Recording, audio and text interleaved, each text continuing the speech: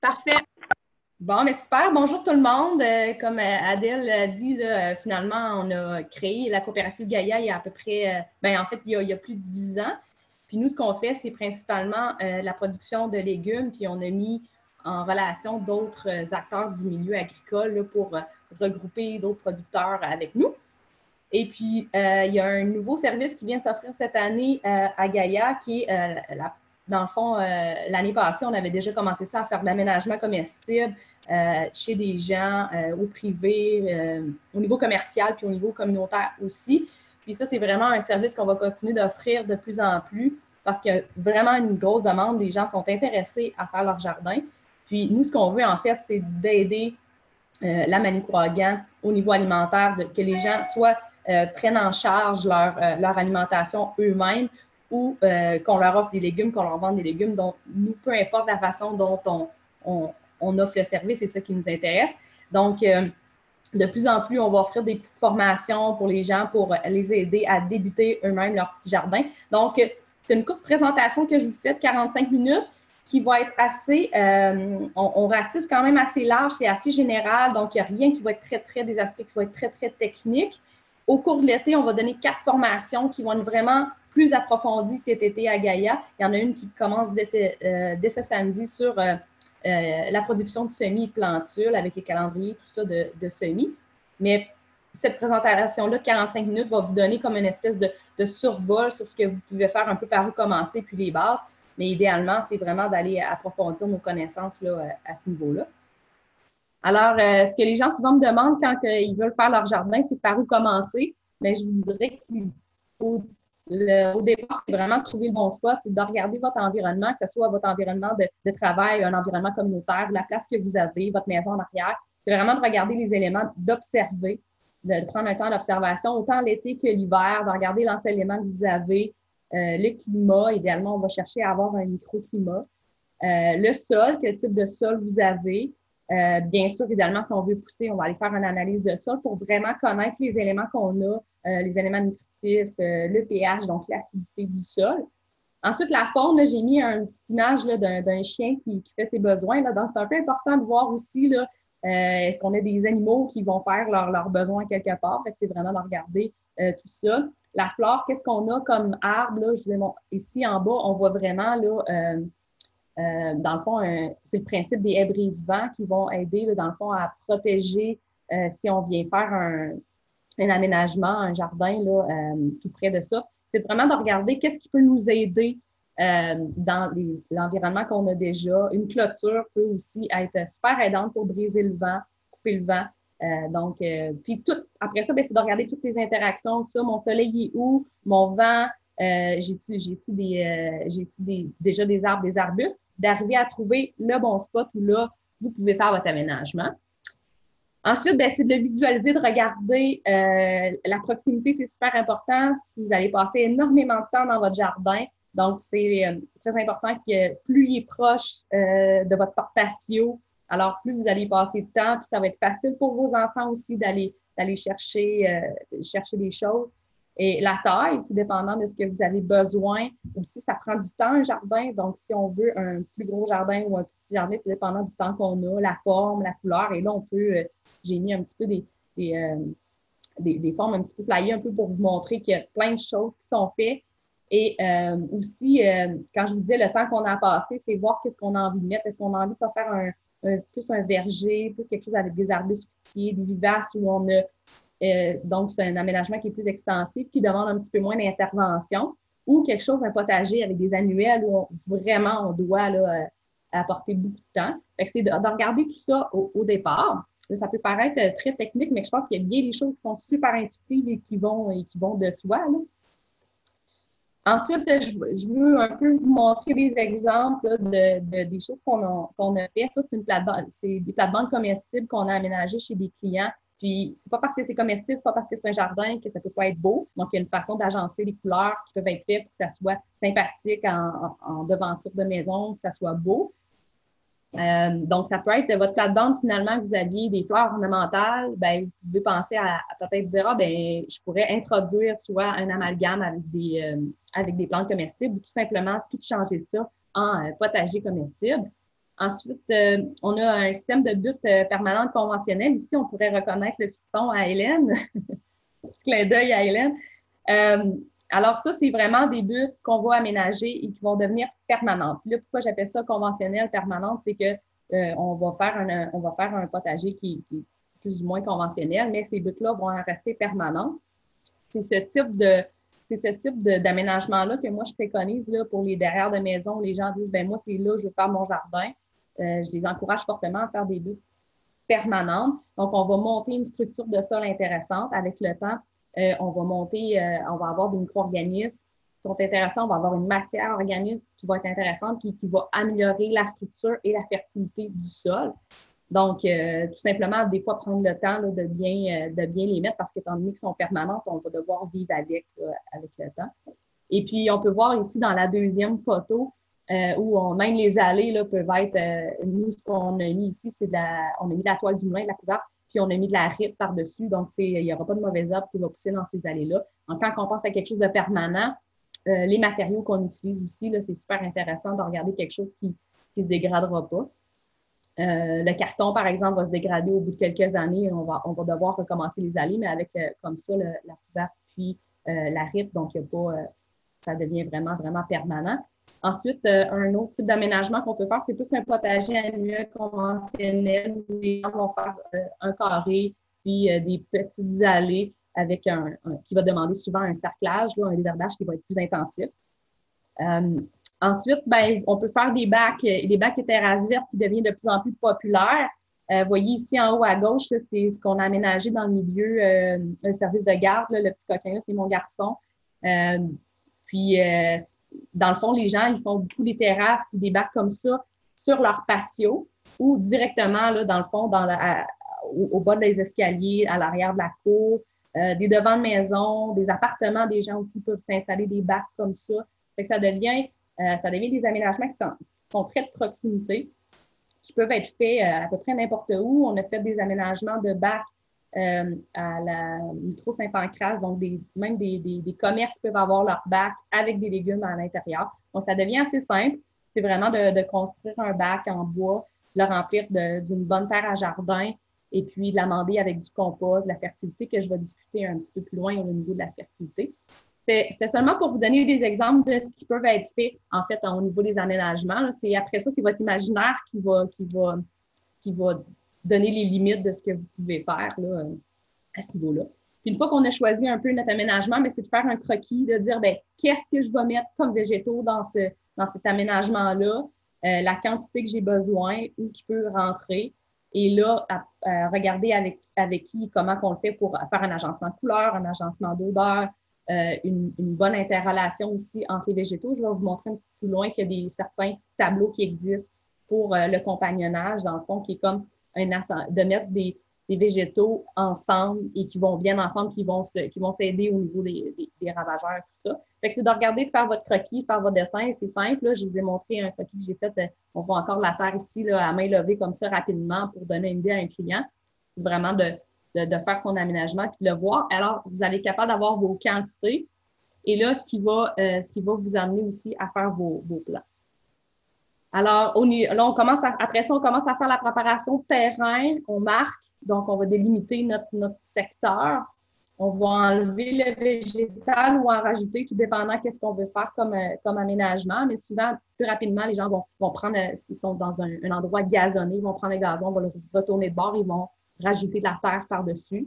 Alors, on veut créer un terreau, soit qu'on apporte de la terre de l'extérieur, ou si déjà vous avez une matière organique qui est assez épais, on peut tout simplement le rotoculter. On voit ici en haut un motoculteur là, qui prend la matière organique qui est déjà là et qui va le rotoculter là, pour vous pour créer un terreau qui va être propice à la plantation.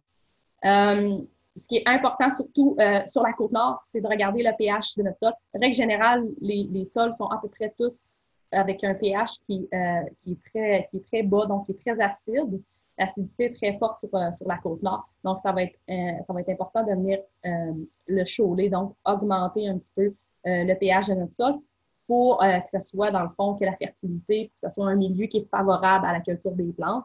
Alors, on cherche un 6, 6,5 au niveau du pH, et ça peut paraître un petit peu technique, Mais si vous amenez un échantillon, souvent les centres jardins en font de votre sol, ils vont être capables de vous donner exactement votre pH exact de votre sol. Mais règle générale, un bon chaulage ou nous, on apporte aussi de la cendre dans nos jardins. Je pense que vous ne vous trompez pas à ce niveau-là quand vous préparez votre terrain au départ, là, de faire un chaulage au moins de base. Et ensuite, on met la première fertilisation. Donc, on pense à du compost. Je vais vous parler plus tard les éléments que nous, on utilise pour la fertilité, mais c'est la première, lors de l'implantation, lorsqu'on fait le jardin, pour la première fois, lorsqu'on fait de l'implantation, bien, on fait une première fertilisation. Donc, prime abord, beaucoup de compost. Et puis, je vais vous montrer les autres engrais qui sont possibles à mettre. Et là, ça va être le temps aussi d'installer notre système d'irrigation. Mais ça, je vais vous en parler un petit peu plus loin, plus en détail. Et là, au niveau de faire ces plants, pour ceux qui veulent les faire, ben, c'est d'acheter le bon terreau, de trouver les bonnes semences, les bons semenciers, d'avoir les bons contenants, la lumière adéquate. Là, parce que chez nous, moi, je me fabrique un petit rack en forêt, en 1x3, à lequel j'ai mis des petites lampes que j'ai trouvées chez Rona. Ça fait très bien l'affaire. Et puis après ça, ben, c'est de se faire son calendrier. Là, je vous en ai fait un, c'est assez sommaire, mais j'en ai un plus détaillé là, que je vais donner à mes participants en fin de semaine. C'est grosso modo, là, à la mi-mars, à peu près à ce temps-ci, c'est pas mal le temps de partir les liliacées, qui est en fait la famille des oignons. Donc, on peut les oignons, les poireaux, les oignons verts, c'est à peu près à ce temps-ci d'année, donc on va partir nos semis et nos fines herbes. Origan, thym, ça prend pas mal de temps. Ensuite, au début avril, là, ça va être le temps des tomates. Ça peut paraître un petit peu tard, mais si vous n'avez pas des serres chauffées, ça ne sert à rien de partir vos plants trop tôt et d'avoir un plant qui est beaucoup trop grand ou qui a stagné au niveau de la croissance. Là. Ça ne sert à rien d'avoir ce type de plan-là quand vous allez le mettre dehors ou dans votre serre qui est non chauffée. Donc, vraiment, là, attendre au début avril pour partir vos plants de tomates. Donc, les solanacées, c'est les tomates, les poireaux, les piments forts. Et là, d'autres fines herbes qui vont suivre là, avec les tomates. Souvent, on utilise, je fais le basilic, le persil, la coriandre, qui ont à peu près un temps de cellules entre 30 et 40 jours. Donc, c'est le temps optimal qu'ils vont rester dans leur contenant, dans leur terreau.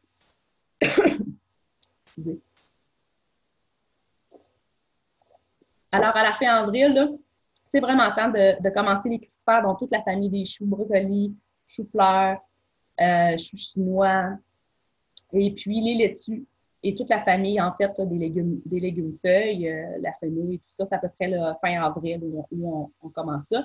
À la mi-mai, c'est toute le curcubitacée, donc zucchini, concombre, et ça, maximum de 3 semaines en cellule, parce que vous allez avoir, vous allez perdre en temps de... On veut vraiment prendre le plant quand il est au maximum de sa courbe de croissance quand on le transplante. Si on attend plus que 3 semaines pour les curcubitacées, le tomate courgette, là, on va être en courbe descendante, puis il va y avoir un choc de transplantation, donc on va perdre du temps sur nos... Il y en a même ici sur la Côte-Nord qui vont directement planter les semences de curcubitacées, puis mettre une toile, réchauffer le sol avec une bâche claire, puis des couvertures flottantes, ça fonctionne aussi super bien. Ensuite, à la fin mai, bien là, c'est les semis directs. Là. Je dirais fin mai, début juin, tout dépendant où vous retrouvez sur la côte. Là, dépendant, c'est basse Côte-Nord, haute Côte-Nord. Là, il y a les semaines, ça varie beaucoup. Mais je dirais là, fin mai, début juin, les semis directs, quand le sol est prêt il est malléable, il est prêt à être semé. Puis moi, la date, c'est le 10 ou le 15 juin que j'attends vraiment pour les transplants parce que ça ne donne rien de transplanter des plants une semaine plus tôt s'ils subissent en fait des dégâts par le gel ou qui ont vraiment des chocs de transplantation trop élevés. Puis, ce qui est bon aussi, c'est l'acclimatation, c'est de prendre le temps de sortir un petit peu vos plants dehors, les faire voir les éléments, la pluie un petit peu, le vent, on les rentre le soir, on les ressort le matin. Fait que les acclimater un petit peu avant de vraiment les sortir au champ, ça va vraiment vous aider. Vous allez créer un lien avec vos plants aussi. Sur la Côte-Nord, pour aider la nature, en fait, là, je pense qu'on a on n'a pas le choix. On peut faire ça, mais si on veut vraiment avoir plus longtemps de légumes et une meilleure qualité, ben, c'est soit d'avoir une serre, d'avoir des couches froides, là, qui, en fait, qui peut ressembler à ça ici. Là. C'est une espèce de bac à lequel on met soit une polythène avec un couvercle ou des anciennes fenêtres. Donc, on va être capable de cultiver en dessous de ça. Ça va vraiment augmenter la température à l'intérieur de votre couche, en fait. Et aussi, on peut faire des couches chaudes. Puis un petit peu plus technique, les couches chaudes, c'est le principe de créer un compost, de créer la chaleur sous notre sol. Je ne rentrerai pas là-dedans, mais ceux que ça intéresse, là, allez voir la couche chaude. C'est super intéressant. C'est de créer en fait la chaleur par la décomposition en dessous de votre terreau. Et vous créez un terreau par-dessus ça. Et là, la chaleur qui est dégagée en dessous va venir réchauffer vos plants et votre environnement de culture. Moi, ce que je vous suggère le plus, c'est d'utiliser des couvertures flottantes qui sont ici, qui est tout simplement là, une couverture qui est, nous autres, on utilise le agril, là, ça ressemble un peu à une espèce de toile, un gros mouchoir, en fait. Donc, l'eau traverse, les rayons du soleil traversent, et puis ça permet d'augmenter, là, je dirais, entre 3 et 5 degrés, ce qui n'est pas négligeable sur la côte nord. Fait que, à ce niveau-là, c'est super intéressant. Puis, vous voyez, avec ça, les autres, ils sont faits comme un petit tunnel avec une couverture flottante qui ont venu mettre des arceaux par-dessus. On peut faire la même chose avec une polythène claire pour avoir un tunnel pour augmenter la chaleur. Donc, soyez imaginatifs, un petit peu ingénieux ici sur la Côte-Nord si vous voulez avoir plus longtemps de légumes. Commencez surtout plus tôt en saison. C'est intéressant là, de commencer sous tunnel comme ça ou tout simplement mettre les couvertures flottantes sur votre potager. Puis même, on les ressort à l'automne là, quand il y a des risques de gel, ça peut nous donner quelques semaines de plus. Au niveau de la fertilisation, compost. Je pense que ça, c'est la base. Ensuite, moi, j'aime bien travailler avec le fumier de poule qui vient en format granulaire comme ça. Là. Je trouvais que l'image de la poule qui faisait caca sur le tas, c'était beau, là, mais c'est pas ce fumier-là qu'on utilise idéalement. On pourrait, là, mais il s'agit de vraiment bien le décomposer et il y a des industriels qui le font très bien pour nous. Alors, voici le fumier de poule granulaire ici. Il y a 2-3 compagnies qui l'offrent, là. Et puis, ensuite, la cendre de bois, super intéressante. Bien entendu, on veut un bois une cendre qui est propre, donc un bois qui n'était pas teint, qui n'était pas peinturé. Fait une cendre, carrément une cendre de votre poêle là, que vous avez brûlé là, pendant l'hiver. Super intéressant. Moi, je sente beaucoup à l'automne. Une petite dose corrective au printemps parce que la cendre a un effet chauffant environ pour jusqu'à 6 mois. Et on travaille beaucoup aussi avec les farines. Donc, on a une super compagnie qui s'appelle Bionic à Forestville qui fabrique des farines à partir de résidus marins, donc de la carcasse de crabe, des coquilles, en fait, des farines de coquillage. Ils font du compost aussi à partir de ça. Mais ils ont développé là, une farine qui est assez complète. Je pense qu'ils ont 2-3 gammes de farine dans lesquelles là, ils vont rajouter de la farine de luzerne, de la farine de plume et de la farine de crabe. Donc, toutes ces farines-là sont super intéressantes. C'est des farines végétales, plume, os, luzerne, crabe. Fait que, il commence à en avoir beaucoup sur le marché. C'est un amendement qui est super intéressant. J'adore la farine de luzerne parce qu'elle va vraiment venir nourrir les micro-organismes du sol à long terme. Là. Pour ça, tantôt, je parlais des buts permanentes. C'est intéressant. C'est que tout ce que vous allez apporter, c'est pas perdu parce que, dans le fond, vous allez augmenter la faune microbienne de votre sol. Donc, l'activité des micro-organismes qui, eux, vont rendre tous les éléments accessibles à vos plants. Alors, la fertilisation, c'est pas juste d'en apporter, comme le fumier, mais c'est vraiment créer un environnement qui est favorable, un environnement qui est riche. Au niveau des paillis, si vous ne voulez pas toujours passer votre temps à désherber, il y a différents paillis qui existent. Les paillis plastiques, comme on voit ici en haut, là, du plastique noir, du plastique blanc, tout dépendant. Idéalement, pour des plants on ne veut pas qu'il y ait trop chaud, comme la famille des choux, des petits serres, idéalement un plastique blanc. Sinon, en règle générale, le plastique noir fonctionne très bien. Sinon, feuille foin, on travaille beaucoup avec ça. On travaillait beaucoup avec ça à Gaïa, super bien pour des aménagements qui sont permanents. Le BRF, qui est un bois raméal fragmenté, extraordinaire, va vraiment améliorer la qualité du sol. On va avoir un développement fongique, donc va augmenter les champignons dans le sol. Puis c'est bon, les champignons dans le sol. Souvent, les gens entendent champignons, puis c'est négatif, mais c'est très positif d'avoir une flore de champignons au niveau du sol. Donc, les BRF vont vraiment augmenter ça. Les études ont démontré que le BRF fonctionnait beaucoup mieux, ben, en fait, était plus bénéfique pour tout ce qui est vivace, arbustes, et tandis que les feuilles foin paille, je parle de foin parce que la paille sur la Côte-Nord, c'est à peu près inaccessible. Donc, je travaille plus avec le foin qui est par-dessus la feuille, donc j'avais pas vraiment de difficulté au niveau de la mauvaise herbe. Et des feuilles, tout le monde en a à peu près. Du foin un petit peu plus facile à trouver. Puis ça, vraiment, la décomposition va être plus bactérienne, donc va favoriser plus les plantes potagères. Donc, c'est d'y aller des fois avec différents types de paillis aussi, c'est intéressant. Et bien entendu, la paille, mais bonne chance pour trouver de la paille à bon marché sur la Côte-Nord. Je ne suis pas encore arrivée.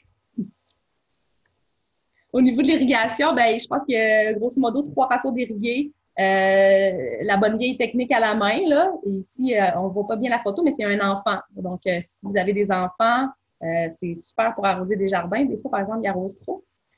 Sinon, on a l'irrigation par aspersion, qu'on voit ici en haut à gauche, qui sont des gouttelettes qui sont envoyées un peu sur le même format que la pluie. Ou sinon, le goutte à goutte ici trouve être un système de tuyau qui va perler une goutte plus ou moins à la seconde. Donc, qui va irriguer quand même assez en profondeur. Donc, on a besoin, non, il y a moins de perte d'eau sous ce modèle-là. Et bien entendu, si vous utilisez un paillis plastique, vous aurez besoin d'un goutte à goutte qui est en dessous du plastique. Sinon, un système à aspersion fonctionne super bien que vous pouvez facilement trouver à peu près n'importe où dans n'importe quel quincaillerie.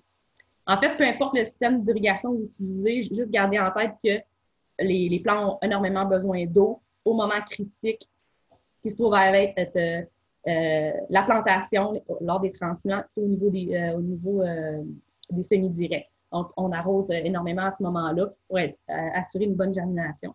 Puis après ça, peut-être pour le reste, là, juillet, août, des fois, la nature s'en charge assez bien. Mais au début, lors de l'implantation, c'est très important d'irriguer. Bref, survol des ravageurs. Ouais, je ne suis pas pire dans le temps, Adèle. OK. En fait, les ravageurs, ce qui est important, c'est de dépister, de voir qu'est-ce qui est présent dans votre jardin, dans votre aménagement. C'est d'aller voir, vous allez les trouver. Je vous en ai montré des photos de 3 principaux. Là. Ici, on a la pierrite du chou, qui a la même couleur que votre feuille de chou, qui sait très bien se camoufler, qui fait des crottes. Souvent, on ne trouve pas la pierrite, mais on trouve ses fesses. Donc, le caca de pierride qui va vous donner une bonne idée que vous avez une infestation de pierride. Et règle générale, les ravageurs, ce n'est pas un problème. Moi, je me donne toujours la règle du 10-15 %. Donc, il faut garder en tête que c'est super bien de partager. Par contre, passer au-delà, c'est à vous de savoir là, jusqu'où vous voulez, à quand vous voulez intervenir. Et il existe en fait des répulsifs naturels que vous pouvez trouver là, différentes recettes là, à base de différentes plantes ou à base d'ail, des décoctions que vous pouvez faire. Bien entendu, la cueillette manuelle peut se faire pour ceux qui aiment ça. Et puis, ça dépend aussi de la taille de votre jardin. Puis aussi, il y a des biopesticides qui existent, là, qui fonctionnent quand même relativement bien. Mais je pense que d'être conscient qu'ils existent, qu'ils sont là, de les accepter, puis de créer un environnement aussi qui, à un moment donné, devient, il y a des oiseaux, vous allez avoir différentes araignées, vous allez avoir d'autres prédateurs de vos ravageurs qui vont venir créer un équilibre. Et souvent, des jardins à petite surface, l'équilibre arrive assez rapidement. Par contre, la première année, les 2 premières années, là, quand vous faites un aménagement, vous venez comme briser un petit peu l'équilibre naturel. Donc, ça se peut qu'il y ait une forte pression des ravageurs. Et là, souvent, au début, je disais aux gens, soyez patients, mais les gens, on a tendance à dire, ben moi, j'ai mis beaucoup d'argent, j'ai mis beaucoup de temps dans mon jardin. Ben, à ce moment-là, allez à votre centre jardin, puis allez prendre des biopesticides. C'est pas la fin du monde. Si ça peut faire que vous allez passer à l'année 2 et à l'année 3, mais vous allez voir que plus le temps va avancer, moins vous allez avoir de ravageurs. Fait que c'est de jouer avec ça. C'est comme une danse avec les ravageurs, de dire, OK, je les accepte, mais en même temps, pendant que vous les laissez là, ben leurs prédateurs s'en viennent, l'équilibre se fait. Mais ça se peut que la première année, les vers gris soient hyper présents et qu'ils veulent tout couper vos brocolis puis vos choux-fleurs que vous avez partis dans votre maison. Donc, bon, mais il existe beaucoup de biopesticides. En fait, il y en existe pour, tu sais, comme pour la pierride, on va travailler avec le BTK, qui est en fait une bactérie qui va carrément tuer la pierride. Pour la limace, moi, je travaille avec le slogo quand vraiment la pression est trop forte, sinon je les laisse pas mal aller. Mais quand on travaille avec des pays végétales, là, sachez que la limace adore, c'est comme son environnement préféré en dessous des feuilles et du foin ou de la paille. Donc, il va y en avoir plus. On travaille avec le slogo qui est du phosphate de fer, qui n'est pas dommageable pour les autres animaux, mais ça commence à être dur à trouver au Canada. Là. On a de moins en moins de fournisseurs de ça. Sinon, ici, là, en bas, l'altise, en début de saison sec, souvent, on peut avoir beaucoup d'altise. C'est comme des espèces de... on les voit sur les gazons, là, quand on les touche, ils sautent. C'est un petit coléoptère. Donc, eux, ils peuvent faire des ravages très tôt en saison. Donc, c'est ça. C'est de voir là, encore votre niveau de... Mais ici, on peut travailler avec la pyrétrine, qui est un concentré de chrysanthème, donc il va vraiment un fort répulsif. En fait, c'est un insecticide pour ces petits coléoptères-là. Encore là, je pense que vous pouvez bien vous faire conseiller à ce niveau-là, mais soyez bien clair dans vos demandes que vous voulez un biopesticide. Là, des fois, les gens, ils ne savent pas trop. Ah ouais, c'est bio, ça. Non, je pense que allez plus loin, allez voir d'autres gens qui vont être capables de vous répondre. Mais principalement, BTK, le Trounce, qui est une pyrétrine, puis le Slogo, c'est les trois que vous êtes pas mal capable de tout éliminer avec ça. Même les pucerons, le Trounce, la pyrétrine travaille super bien sur les pucerons, qui peut être un immense ravageur. Au niveau des maladies de la santé, les principales causes souvent sont les champignons, les bactéries, les virus. Grosso modo, c'est pas mal ça. Puis au niveau de la prévention, ben, c'est d'augmenter l'équilibre, la santé de votre sol, travailler sur votre environnement. Souvent, on a des maladies à cause qu'il y a trop d'humidité, donc il y a des champignons qui vont se développer. Il y a des bactéries qui existent en fait, mais si on a un bon compost, on a une bonne fertilité, on a une bonne vie microbienne dans le sol, l'équilibre va se faire et il y a pratiquement pas de maladies qui peuvent affecter vos plants là, au point de perdre une grosse récolte. Et le compost, encore une fois, là, le compost guérit tout. C'est vraiment souvent d'amender votre jardin avec du compost à chaque année, à chaque début de printemps. On amende avec un bon compost de bonne qualité qui va vraiment prévenir les maladies. Et on peut même faire un thé de compost qu'on va appliquer sur les plants. Donc, une application foliaire qui va vraiment aider à augmenter la résistance des plantes vers les différentes maladies. Et puis, quand vraiment on a des plants qu'on soupçonne qui sont quand même assez atteints, on les enlève tout simplement. On les élimine, puis on les brûle. Voilà, pour pas éviter de contaminer les autres. Je veux vous présenter un petit peu juste vite fait la forme du semis. Là, si vous avez des semis, puis à un moment donné, vous faites oh, voilà, il était beau hier et ce matin, ils ne le sont plus. Et souvent, ça va arriver par zone. Vous allez avoir une zone qui est affectée, puis là, ils sont tous fanés. Bien, c'est souvent un environnement qui est trop froid et qu'il y a eu trop d'eau, trop froid, trop d'humidité. Le champignon va proliférer. C'est souvent présent dans les composts ou des vieilles terres qui sont vieux. Donc, si vous avez un vieux compost de 3 ans que votre voisin vous a donné, c'est pas une bonne nouvelle. Épandez-le dehors. Utilisez pas dans vos semis parce que quand on fait nos semis, c'est des environnements qui sont restreints. Donc, on doit à peu près tout contrôler et emmener que des choses qui sont bonnes. Si jamais ça vous arrive, on ne panique pas. Vous pouvez faire que ce soit une décoction d'ail ou juste saupoudrer de la cannelle en poudre fonctionne extrêmement bien. Puis là, on arrête un petit peu l'irrigation, on augmente la chaleur, on aère pour que vraiment là, les champignons soient moins présents. Grosso modo, ça devrait bien aller. Bien entendu, il faut intervenir quand on voit ça, mais c'est pas la fin du monde et la fin de vos semis. Vite sur les désordres physiologiques, il y a différentes carences nutritionnelles qu'on va voir. En haut ici, à droite, on voit là, comme, vous voyez une décoloration des feuilles qui vient jaune ou bleu. Souvent, ça va être des carences en azote ou en phosphore. Donc, on fertilise à ce moment-là.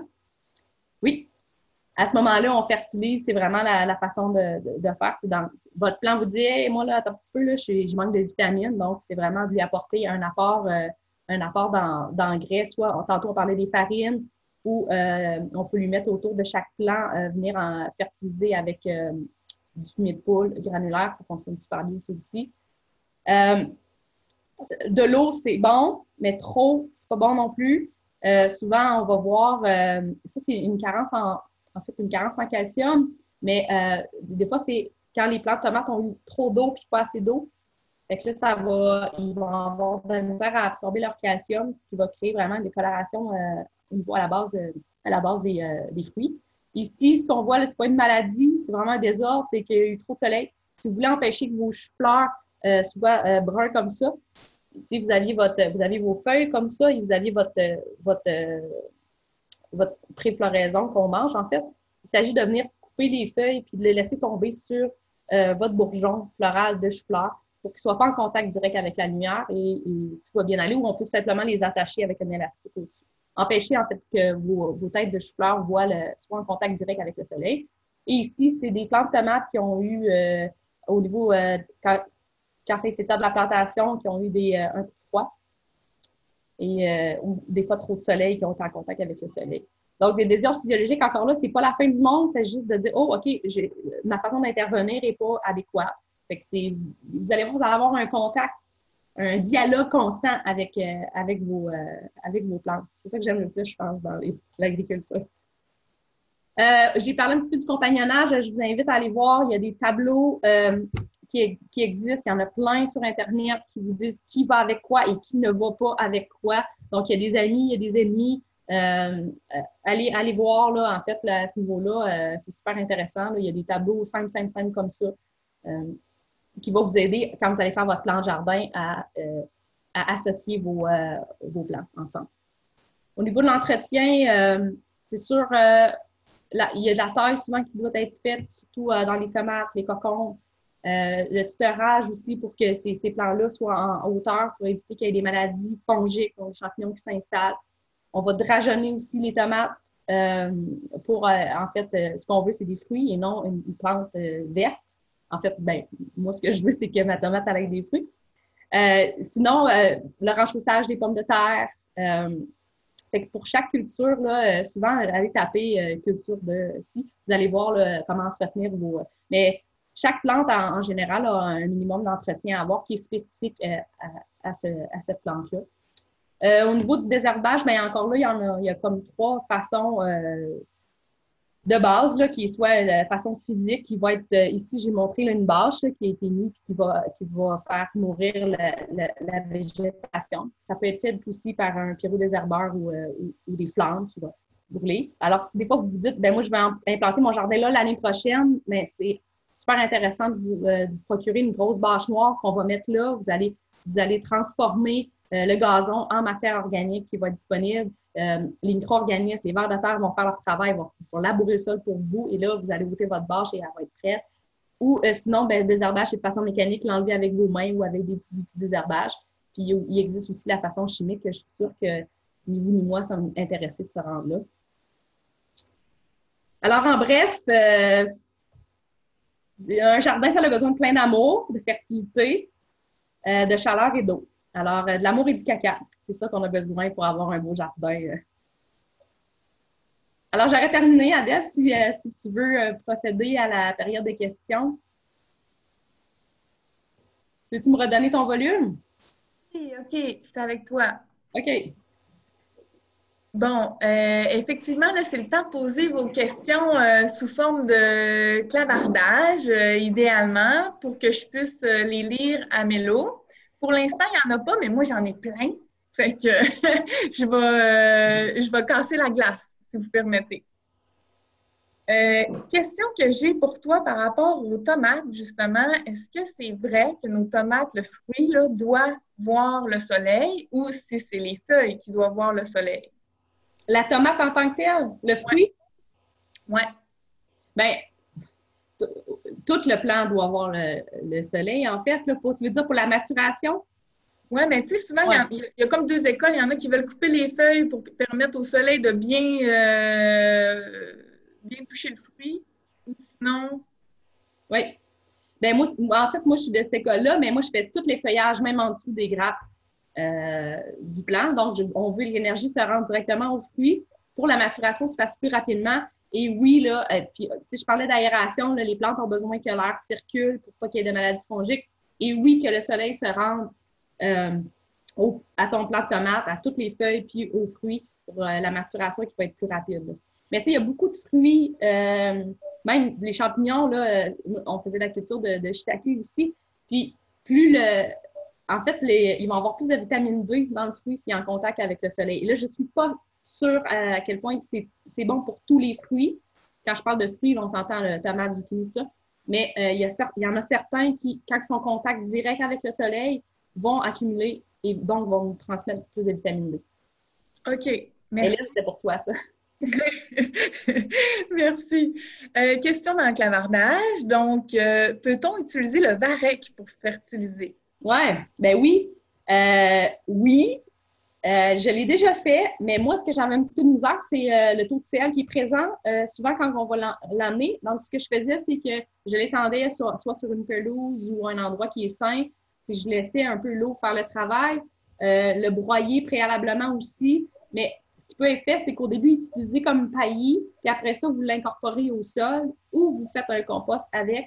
Mais n'oubliez pas que quand vous amenez quelque chose qui n'est pas facilement décomposable, vous allez prendre les micro-organismes de votre sol, vous allez prendre l'énergie de votre sol pour décomposer. Donc, plus c'est broyé, plus c'est pré-composté ou même composté, meilleur, plus l'impact est direct, donc le bénéfice est direct. Mais oui, le varech, les algues, là, c'est super. Mais comme je vous dis, des fois, de le dessaler, moi, je le dessalais, puis de le pré-composter ou de le mettre à l'automne, puis après ça, de l'incorporer au sol. Ou tout simplement en paillis. Moi, je le mettais autour de mes plants en paillis. Puis après ça, ben là, j'étais capable de l'incorporer après. OK. Intéressant. Merci. Est-ce qu'il y a des questions pour vous autres? Ça va? Ben, moi, j'en ai d'autres. L'arrosage à main, quand c'est des tout petites pousses, est-ce que c'est risqué de les blesser quand Euh, je vais trop fort? bon, les blessés, je pense pas que tu les tues, mais ce que tu vas faire, c'est souvent tu vas déchausser. Là, on parle en serre, mettons. Ça va pour ça? Oui, en serre ou quand on vient juste les transplanter et sont encore tout petits ou quand ils poussent direct dans le jardin et sont tout petits. Direct dans le jardin, ils sont tout petits, je pense que la pluie va faire pire que toi, des fois. Okay. Donc, ils vont s'endurcir, ils sont déjà endurcis. Tandis que ceux qui viennent transplanter ou ceux qui sont dans ta petite pépinière, dans ta serre, à ce moment-là, oui, plus gros, c'est la goutte. Donc, c'est vraiment une grosse arrosoir avec des grosses gouttes. Mais là, souvent, ce que tu fais, c'est que tu déchausses la terre ou tu la tapes. Donc, là, tu vas avoir, tu sais, si tu tapes ton sol, donc moins d'air, moins aérobique, plus de compaction, donc moins d'oxygène. C'est moins bon. Ensuite, quand tu viens de le transplanter, mais le plant en soi, c'est sûr que si tu l'assommes 2 fois par jour, puis qu'il prend à peu près 1 heure à se relever, ben, il n'est pas en train d'avoir son cycle de photosynthèse. Mais c'est ça, là, idéalement, c'est d'avoir des arrosoirs avec le plus de petits trous possible. Comme nous, on utilise le 1000. Quand on starte les semis, c'est vraiment un 1000. Donc là, on a des fines gouttelettes qui sont super douces. Mais je sais que ce n'est pas nécessairement tout le monde qui va avoir son pommeau. Mais des fois, c'est juste de changer votre pommeau au-dessus de votre arrosoir pour un. Il y en a des 1000 trous, il y en a des 400 trous qui sont quand même des fois accessibles sur Internet. C'est pas très cher. C'est sûr que c'est mieux, mais je pense pas que vous allez faire nécessairement des gros ravages là, à ce niveau-là. OK. Merci. On a une nouvelle question dans le clavardage. Lorsqu'on désire fertiliser la terre les années suivantes et qu'il y a du paillis, quel est le meilleur moyen de le faire? OK. Bon, il y a un paillis végétal, puis il n'est pas encore décomposé. Bien souvent, on l'enlève. Mais moi, ce que j'aime, c'est parce qu'il va se créer comme une couche. Là, tu vas avoir comme le dessus de ton paillis, souvent qui est comme un petit peu croûté ou qui est tapé. Puis là, après ça, tu vas avoir une zone qui va commencer à être en décomposition, qui est en contact directement avec ton sol. Donc, c'est de faire attention des fois. Parce que là, vous allez voir, là, il va avoir plein d'ifs, OK? Plein de champignons. Puis ça, on les aime. Fait que des fois, c'est touchy de dire, je scrape ça, puis je fertilise. Fait que moi, souvent, ce que je faisais, je la tassais tranquillement, gentiment. Puis, on peut fertiliser en surface pour venir gratter un petit peu là, pour incorporer la fertilisation. Quand j'utilisais un paillis végétal avec des buttes permanentes, je me faisais des purins. Donc, je mettais l'actisol, du fumier de poule dans de l'eau que je brassais 24-48 heures. Je ne brassais pas pendant 24-48 heures, mais 2-3 fois par jour. Puis, je venais comme arroser mes plants avec ça. Puis, en fait, c'est de la fertigation. Ça marche super bien. Là, c'est direct dans les plants. Là, ça rentre l'azote. Là, mais c'est ça, c'est d'enlever le paillis. Mais n'oubliez pas que plus on fait un paillis, dans le fond, la fertilité va rentrer dans le sol. Mais sur la Côte-Nord, on a pas assez, des fois, on n'a pas assez long on manque un petit peu de périodes de journée qui sont assez chaudes pour vraiment activer. J'ai travaillé en Ontario puis en Colombie-Britannique avec des jardins autofertiles. C'était extraordinaire. Puis ici, sur la Côte-Nord, c'est comme, oh mon Dieu, ça m'aurait pris 4 années en une pour arriver à avoir la même décomposition, la même minéralisation qu'on avait là-bas. Fait que c'est vraiment, n'oubliez pas de fertiliser votre sol dès le départ, puis oui, des fois d'en apporter là, juste au pied des plants, juste tasser un petit peu votre paillis, vous fertiliser avec soit un actisol ou une farine, ou bien tout simplement là, en faisant une décoction, un purin, comme je vous disais, là, ça c'est assez bien. OK. Merci. Ça répond à votre question. Mais c'est touché, c'est ça. T'installes quelque chose avec le paillis, des fois de l'enlever pour fertiliser. Ouais. OK, mais on a une réaction, là. Merci, je pense que ça répond. Parfait. Hélène, tu avais une question? Moi, je me demandais Les bacs maraîchers, quoi mettre en dessous? Ah oui. Ah oui, pour le remplissage, le genre, oui. OK. Bonne question. On se fait un bac de terre. Des fois, on veut qu'il soit haut. Idéalement, on veut un 12 à 18 pouces de terre. Donc, soit que de la terre que vous avez faite, que vous avez importée avec du compost, tout de terreau. En dessous de ça, après ça, ben là, vous pouvez faire un gros remplissage de matière végétale qui va se décomposer, puis tranquillement, ça va devenir du sol. Ou on peut se mettre de la roche. Idéalement, là, on essaie de retenir tout ça avec un géotextile noir. En fait, OK, je recommence. Je fais mon bac en bois. À l'intérieur de ça, je viens taquer mon géotextile que vous pouvez trouver n'importe où en quincaillerie. Par-dessus ça, moi, j'aime ça mettre une polythène parce que le bois va boire mon eau. Fait que là, j'essaie d'irriguer mes plants, mais là, l'eau est sortie par le bois. Donc, en mettant une polythène, là, je viens garder l'eau qui va être à l'intérieur vers mes plants. Ça répond, Hélène? Géotextile, polythène, puis terre. Puis le remplissage est en dessous de tout ça, là. Le remplissage de roches ou d'affaires de même, là, ça, c'est... Mais ça dépend, c'est ça. Idéalement, tu te fais un bac de 18 pouces, c'est assez, puis tu mets ta terre. OK, ouais. Il est plus gros. Ouais.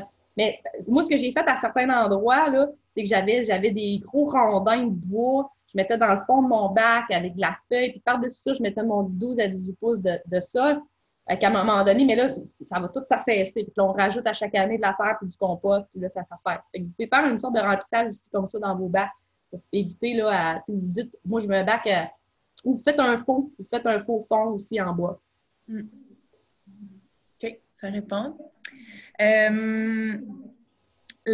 Par rapport aux semis, oui. Quand on les part à la maison, est-ce que c'est obligatoire d'avoir une lumière? Est-ce que la lumière naturelle peut suffire ou il faut vraiment une lumière? Vous avez une véranda, oui, sinon, non. Vous allez vraiment avoir des plants qui sont étiolés, qui recherchent la lumière. Fait que là, vous allez les virer de bord à tous les jours, puis là, ça va finir que vous allez avoir un long plan qui n'est pas nécessairement très fort. Je pense que ça vaut la peine d'aller s'acheter des petits fluorescents puis faire un petit montage électrique avec ça, là. OK. Moi, dans le fond, je me suis montée en forêt, c'est un petit rack qui a la largeur pour que je rentre 2 caissettes. J'ai 4 étages avec des fluorescents sur le dessus de ça que j'ai mis en série. C'est assez simple, là. Je suis pas une très bonne électricienne, j'ai réussi à faire ça. OK, c'est bon. On aimerait une photo de son montage. Ah, il y a des gens ici qui aimeraient avoir une photo de ce montage-là. OK. Tu pourrais m'envoyer ça par courriel, puis je pourrais le faire parvenir à tout le monde. C'est-tu game? Ouais. Ouais, c'est broche à point, mais OK. C'est bon. Merci. Moi, j'ai une dernière question. Par rapport au compost animal, exemple, moi j'ai des poules, des chèvres, est-ce que faut que j'attende un an avant de réintégrer ça pour les bactéries qui pourraient se retrouver dans le... Bien, il faut que tu fasses bien ton compost. Si ton compost est bien fait et que tu l'as, dans le fond, tu l'as bien mélangé, puis que la température à l'intérieur de ton compost a augmenté assez pour venir brûler les agents pathogènes, parfait. Et là, comment tu fais pour savoir ça? Ouais. Moi, je faisais mon fumier, je faisais mon compost avec mon fumier de poule puis du brin de scie. Fait que je savais que j'avais à peu près mon ratio carbone-azote parce qu'il ne sentait pas mon compost, puis tout allait bien, il se décomposait. Mais j'attendais comme 2-3 ans, puis je le mélangeais quand même souvent, puis je finissais avec une bâche noire, puis là je m'assurais à monter la température.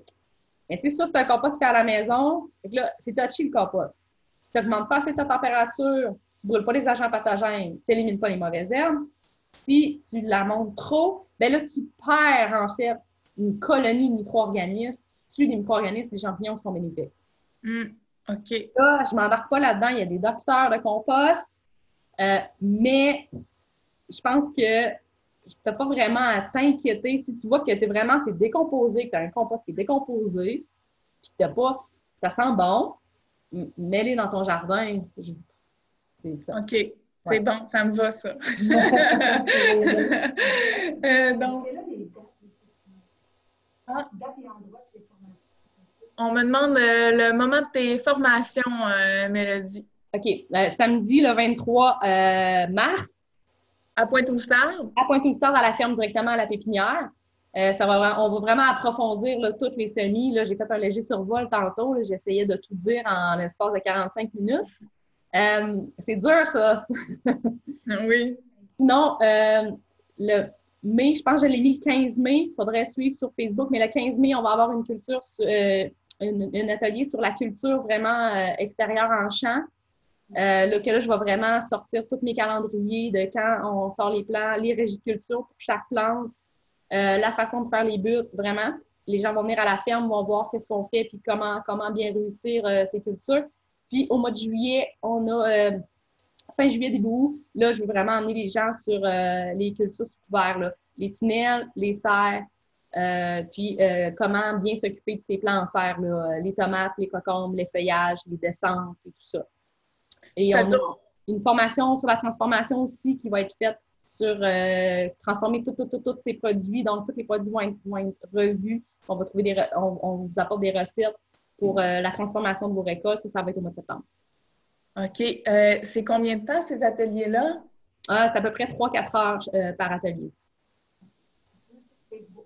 Oui, il y a un site Facebook, hein, Mélodie, pour la coop Gaïa. Fait que... Oui, bien, on met tout ça sur Facebook, nos ateliers. Dans le fond, là, vous pouvez nous suivre pour voir les ateliers.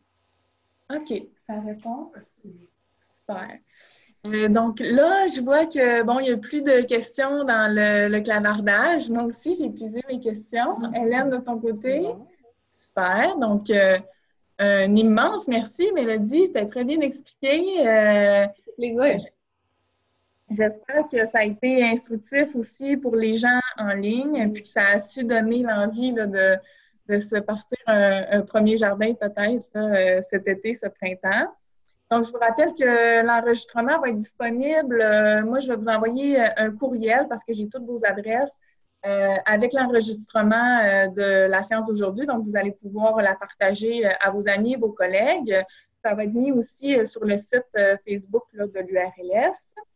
Donc, la coop Gaïa pourra peut-être relayer également. Et puis, je vous rappelle que ce soir, nous, on fait le lancement avec la table bioalimentaire là, du guide pour les gestionnaire de jardins communautaires et collectifs. Fait que ça va être fort intéressant. Ça aussi, ça fera partie de l'envoi que je vous ferai. Bel outil, on est content. Donc, on va vous envoyer ça là, dès demain. Donc, un grand merci. Merci beaucoup, Mélo. Ça fait plaisir. Bonne saison, puis bon printemps. C'est aujourd'hui le printemps. Oui, c'est ça. Merci. Puis, tu as des petits messages en clavardage là, qui te disent merci. Là. Je pense que ça a été apprécié.